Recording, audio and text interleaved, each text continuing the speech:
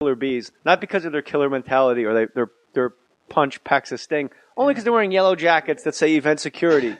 And you see the bees going up the stairs, just swarms of yellow jackets going up. But I've gone to high school, like Michael Sisler, for example. Yeah. He was kind of not in special ed, but if he went, it wouldn't be like, what are you doing here? Like, he's one of those guys. Like, that's the guy I know. breaking up the shirtless, come on! That's right. You're like, what is Sisler doing? You like, send him in there. He's going to get his face beat in. You send him in there. And is the mentality, do you think, like you just overwhelm them with yellow jackets? That's what you gotta do. Whoa, I better chill out. You get a whole group of guys, big guys, to just smother him. That's what you want to do. But they're not even big. You can't get a guy like Nick Diaz in there because Nick Diaz will fucking punch his lights out, and then you got a huge lawsuit. Nick Diaz, for those of you that don't know what we're talking about, is just a phenom UFC fighter. Now, by the way, you say I'm tough.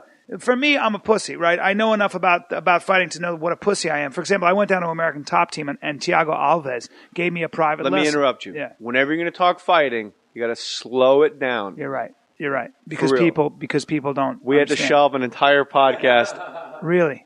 Because it's like American Top. It's like people don't know what American Top Team is. They don't like it's fighting is the ultimate micro. Yeah. It's a microcosm of 40 different microcosms. It really is, by the way. So most people don't live that way. They don't think. We want to hear the story, but you just got to really slow it down for message board people that are playing fucking World of Warcraft. I was down in Florida, and my buddy Eve Edwards, who is a MMA, a mixed martial arts legend. He's a guy who black fights guy with white women. Thank you.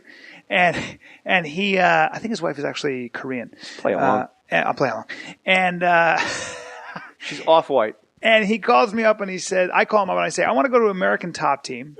And I want to do a little, I want to just go in there. That's the Brazilian Jiu-Jitsu gym, correct? That's a professional mixed martial arts gym where Thiago Alves, who's one of the top of the food chain, Mike Brown. His face fucking beat in by No, he didn't. Diego Sanchez? No. Thiago won his last fight. Who did Diego Sanchez beat up? I don't know. Named Thiago Alves. But I love Diego Sanchez because he never just quits. beat a Portuguese guy? Not Thiago Alves. Thiago Alves doesn't get beat up, my friend. All right, I'll look it up, though. Thiago Alves is a monster. And he gave me a private lesson because he was a Death Valley fan, which is a TV show only he and one other person watch. And you watch. Matt Cohen saw it. There you go. And but the bottom line is the guy. You realize just how vulnerable you are as a man when you mix it up with a guy of that caliber. You're a guy. Okay. Like, I would say you and I are friendly enough. Like, if we were an ounce less friendly, I wouldn't give you this. But there's no doubt in my mind you would punch the shit out of me into submission quickly. Probably. Yeah. Because I'm in better shape and I'd wear you down. But you just fight. Some guys are just wired. And like earlier, before we came on the air, we were talking about boxing and Andre Ward and different boxers and different fighters we like. And you're the type of guy that when you act out the fight that happened, like in a funny story, when you act out the fighting part, everybody gets a little scared. You go, so then the guy, Butch Bradley's brother goes, wah, wah, wah. And you're standing there and I feel the breeze go by my eye and I'm like, whoa. I get excited. Like, and when I act it out, I'm like, all right, just have your balance be correct so you don't look like a spaz acting out a fight. Keep your footing. I think I'm a smother. Like I have to get it to the ground. Personally, well, my strengths and weaknesses. God, some guys though, when you get them to the ground, your life becomes worse. At least if you stand up with a guy and he knocks you out, it's over. You go to the ground with a guy who really knows how to tie you up. Oh boy, but the odds of that happening at Dave and Buster's. That's true. That fight going to the peanut shelled floor. It's very true. As somebody is playing fucking. It takes two to make a thing go right. If that fight goes to the ground and that guy's like 8 beers into his night, I'm going to fucking kill him. You're right. I'm going and I'll smash his head against the floor. Right. Like no one will see the dirty. By the way, chances are when you get into a wrestling scuffle, you're not going to get sued. If you knock somebody's teeth out with a great right, that's big trouble for a guy like you especially. Like Jay Mohr broke all my teeth. You're in trouble. When you're on the ground at like Dave and Buster's, let's say at the bar, you go to the bar, like I don't personally drink. Like I'm going, hey Brian, I'm going up. You need anything? Matt Cohen, what do you need? And I go to the bar and the guy says, hey, Slam Man, fuck you, you fuck. And then and I realize I can't throw at this guy because I'll get my teeth bashed in. I won't be able to make a living and I'll have things wired closed. So I'm going to probably go right to the double leg. Yeah, no. This is what happens. You just give me a signal and I just walk up and I go, my friend, I think you might want to find somebody else to to dance with, if you know what I mean, unless you want me to cut in. He goes, what, did you just use a dance metaphor? Then I go, move on. And I see how low and confident my voice is, how much soda is in my voice right now? You see that shit? I think there's a movie to be written. It's like Wingman is all about getting chicks. That's exactly right. There should be a wingman that just steps in right, because like you just don't want your friend to, and you could alternate who the wingman is that night. Well, also, like I mean, tonight, Brian, I got it. I'm the wingman tonight. So like you go out, talk shit, and I go, hey fella, I'm gonna ask you to take one step back. Okay. And but by the way, don't leave out the fact that you're definitely in a Wing Chun stance. You're very low right now. You're very, very low. But it can't be Wing Chun because I'm not moving forward and through you. I love Wing Chun. Wing Chun is the greatest. People don't understand. Everything's built to go through the guy. When people ask you where you get your body, just do that. Go, what do you do to stay in shape? Wing Chun. And then just walk away. When I first started Twitter, I went, let me finish this thought. That's why I write shit down, because I forget stuff when I get to the sidetrack. We're both the worst. I know. When Brian and I sat down to eat in the Palisades. And we always talk about the same bullshit, too. Fighting. His poor wife. I look over. She's just got her head down eating her fucking fish. I'm out of here. Yeah, no. She's like, oh, God. But I think she was happy that Kindred Souls had reattached. She likes you a lot. Like, because you weren't saying it to her. And I wasn't saying it to my wife. You guys are a lot alike. And she just held my baby. You should hang out more. Your baby Meredith. He's the best. And Jackie. I love, the more older he gets and the more his personality takes shape, I'm more and more thrilled with the name Meredith for a boy. I think it's a great name. Because he's like Montgomery Clift, beautiful blue eyes. Or Burgess Meredith, who was one of the great Meredith actors. Wilson wrote The Music Man, which is why Nick's father is named Meredith, after Meredith Wilson, who wrote The Music Man. You know, but if I wrestle the guy at a bar and I get that to the ground, I'll finish this quickly. Yeah. When I'm on the ground, if I get like a front headlock on you, I can act like I'm holding you, and I can yell like, come on, we need some help. But I'm also going to bang the side of your face against the bar stool legs. Yeah. And no one sees that.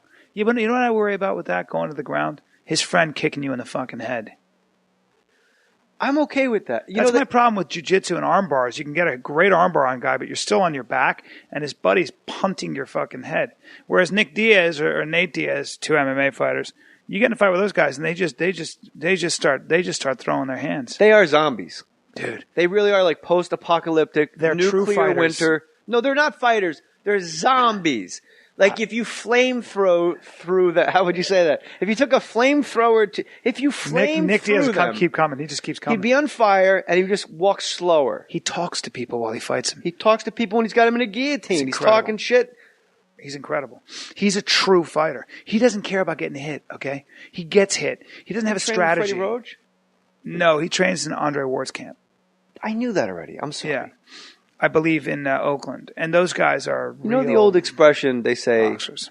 Like your parents or your father or your uncle will go, whenever there's a group of guys, like a bunch of guys surrounding you, you take the biggest guy and you punch him right in his face, man. Yeah. I always disagreed with that emphatically. Me too. I'm taking that smallest guy, that guy that's got no business being. And then I'm running. Huh? That's the hole in the group. Oh, no. This ties into his friends kicking you in the face when you're on the ground. Yeah.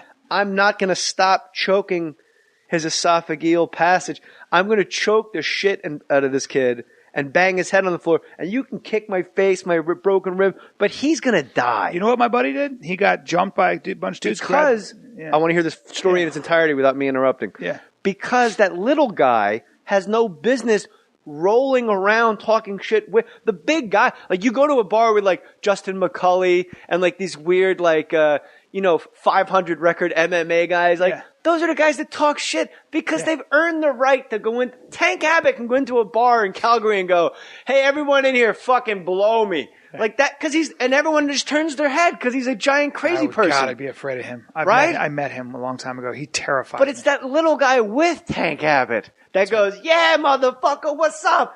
I'm killing that guy. And he used to hang with those kind of guys. There'd always be one dude who was like little who'd wear a ski cap, and I was like, all right, whatever. Yeah, the guy that wrestled like 112 in college. That's right.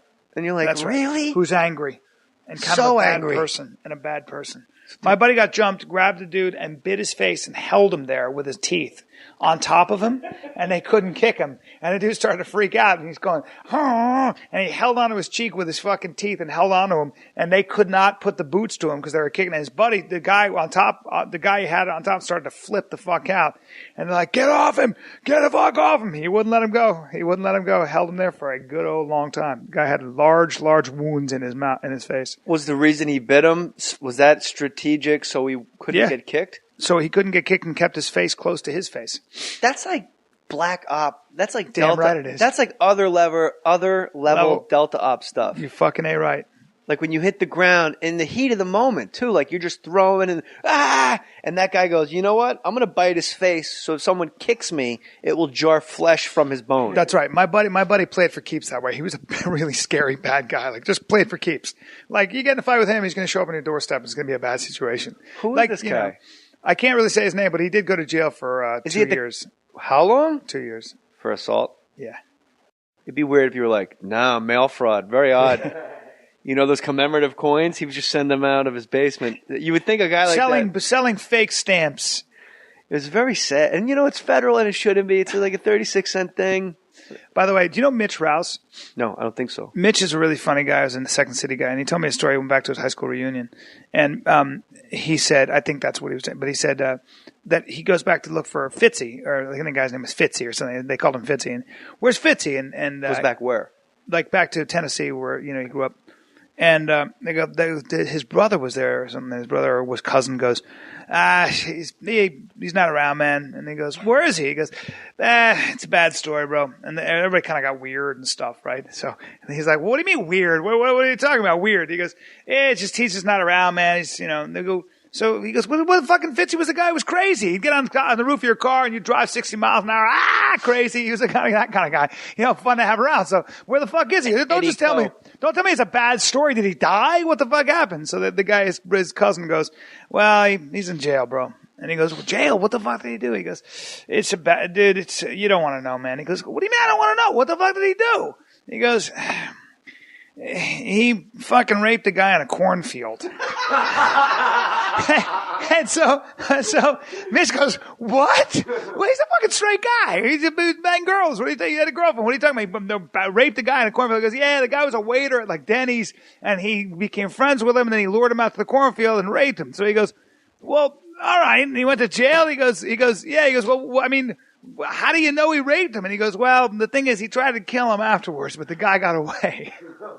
And that was the fucking story, how Fitzy is now in jail for male cornfield rape. Cornfield. Fucking hilarious. Cornfield. But it wasn't sex. It was aggression, right? It wasn't like. I would imagine if you try to fuck if you fuck a guy in a cornfield and then you try to kill him, I would consider that more aggressive than sexual. Yeah, it's probably the dumbest thing I've said. I think even if you fuck a guy, frankly, I have a whole debate about, if you get fucked, it's like I was talking about having a son. Like I got a son. Like if my son is gay, like my buddy's gay, right? And he's got a boyfriend who wears his hair over one eye. He's Asian. He's got a bubble ass. He kind of arches his back. He's got the fucking imposture of a Chiquita banana. He's always arching his back. And by the way, I'm a little attracted to the guy. I was just going to say, you look. There's no doubt. And I said to my buddy's got a deep voice. He makes millions of dollars. I go, you guys ever switch it up a little bit? And he goes, what the fuck do you mean? I go, like, do you ever get him on top? I mean, on bottom and he goes on top. He goes, fuck no. I don't do that shit. You mean, does he fuck me in the ass? I go, whoa. I was like, all right, guess you're a homophobic, gay guy. I mean, he took offense to it, right? Tops only. If my son is gay like that, where he fucks guys, I can understand. I'll be like, I got something in common with you. You know what I mean? Like where I'm like, all right, go wash your dick off and watch the game. You fucked a guy last night. I mean, that's aggressive. If you fuck a guy, it's kind of like punching a guy. If you get fucked, that's going to be harder for me to relate to. I don't have a lot, that's just a different kind of gay. Was he nice to you? Right. Was he aggressive? Why do you have marks on your neck? So I remember watching Oz. And I did that show. You did? I did too. And in the second season of that show. Yeah. There was a scene, there's always like man on man, like the threat of rape was constant on Oz. Constant. But there one guy, the white supremacist be like, hey, frag, put your lipstick on, frag.